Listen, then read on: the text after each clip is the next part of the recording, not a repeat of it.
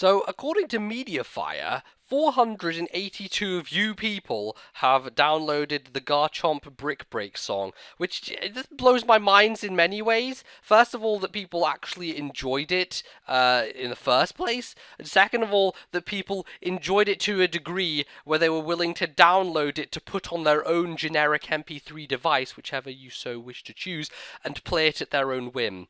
Wow. That's kind of cool. So I guess I could do more random singing in the middle of videos. I enjoyed it, and apparently you did also. So we'll see where that goes. Anyway, moving along, we have a battle here for you today. Of course, against Nick, and you know that when I play Nick, it's always the most hyper-competitive matches that you will ever expect in the history. And there is no exception here, ladies and gentlemen, today, because we have the hyper-competitiveness of the matches. There's layers of predictions going on here. I tell you that much, not for free. I'm actually going to charge you for this one. Leave me 2p into my PayPal located below. That's a joke. There is no PayPal below, but you can pay me with love. How about that? Regardless, I'll lead off with one of the biggest threats in the metagame. Of course, Dugong. Everyone knows defensive Dugong takes hits like a man, and he does, in fact, live the standard Brave Bird Flight Gem boosted Honchkrow. The Brave... Yes, it is. Yeah, he used the Honchkrow for that purpose. Goes for the Frostblast. Unfortunately, gets to live on 5 HP, but Dugong has done a solid job, has managed to check this Honchkrow magnificently, and will unfortunately go down to a Sucker Punch. Could have predicted that and gone for the Toxic, but I thought that he would predict me to go for the Toxic and then predict me to not go for it, because that would be a backwards prediction, and of course that is what I was thinking, and he read me like a book. Anyway, I'm going out into Bally, who's going to come back for a second, because I'm going to go into the Fion to take the hit, knowing that he's going to go for the Brave Bird, and I kind of want to kill it from recoil. That's exactly what happens, ladies and gentlemen, because in comes Fion, is able to take that hit relatively well, as far as Fion can take hit, and is able to live it with just under half. No leftovers on this set, ladies and gentlemen, because I'm running the Damp Rock.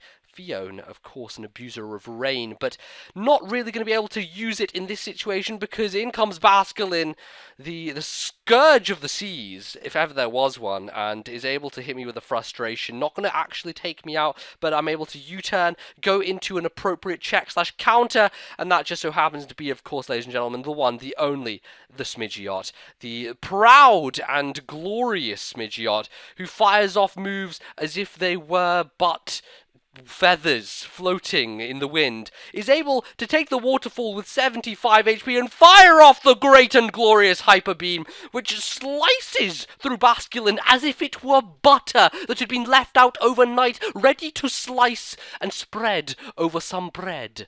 Indeed was the case. Unfortunately, ladies and gentlemen, now I am down to a smidgen. I must recharge my health, or my beams, whatever I am recharging, who knows. It doesn't seem to be anything significant, but apparently it is the case that Charizard is able to come in, go for a Dragon Dance in my face, and unfortunately, Smidgeot shall now be outsped and smashed in the face with a Flare Blitz. 'Tis a shame indeed. Could have well gone out to the Fion to take it, but I felt that that was not necessary. Of course, I do still have one big threat in the form of Mantike, who's able to, of course, deal with Charizards here, there, and everywhere. Is able to take the Flare Blitz because the Eviolite gives it the power in the defensive area where its brother Mantine probably does not have.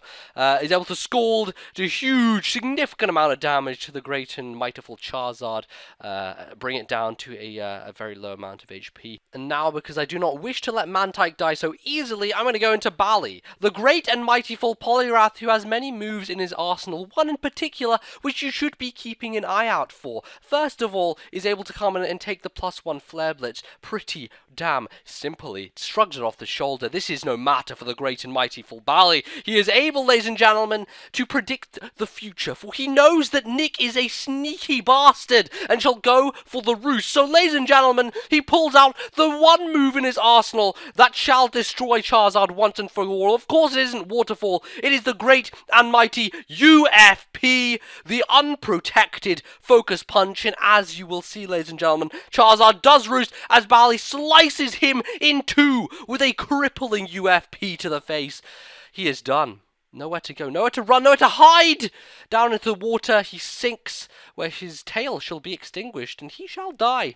It is the true fact that any member of the Char family shall die if their tail is extinguished. However, ladies and gentlemen, Nick knows better than to fuck around with Bally, so he's going to bring in the latest and greatest Pokemon on the field. It is, of course, Colin. Many people argued that perhaps Colin was too good for even the Uber's meta game, but yet he stays here in Standard.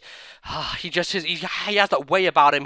That mental prowess that Colin does possess is able to trick all the Smogonites into letting him stay in the Standard metagame, but all to the negative, I feel, because as you can see, crippling Thunder Wave followed up by smashing Frustration is able to take out Mantike.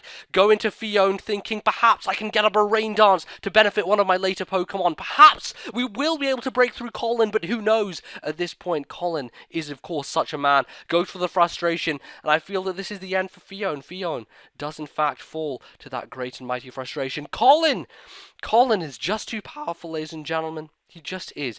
But there is perhaps one who may be able to save this situation. One great and glorious Pokemon, of course, Zelda, the mighty Glaceon, the fake Tears Blizzard set, coveted by myself, I believe should be able to deal with Colin aptly. And so is the situation, as unfortunately I get paralyzed on the first turn, but the second turn shall lean to my favor.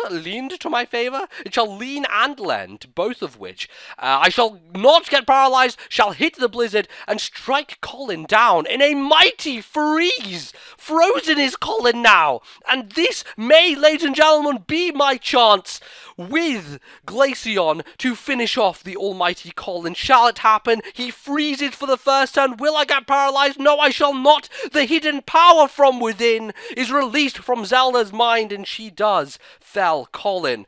A feat that perhaps only 3 Pokemon in history have achieved, and Colin is no more. And yet Glaceon is still threatened by the almighty Wobbuffet, trained in the art of counter-coating by the great Wobwindu himself. Ladies and gentlemen, this man is not to be messed with, as can clearly be seen. The Blizzard does not deal enough. Mirror Coat is thrown Glaceon's way, and the Zelda, the Glaceon, the Ice Queen, has fallen.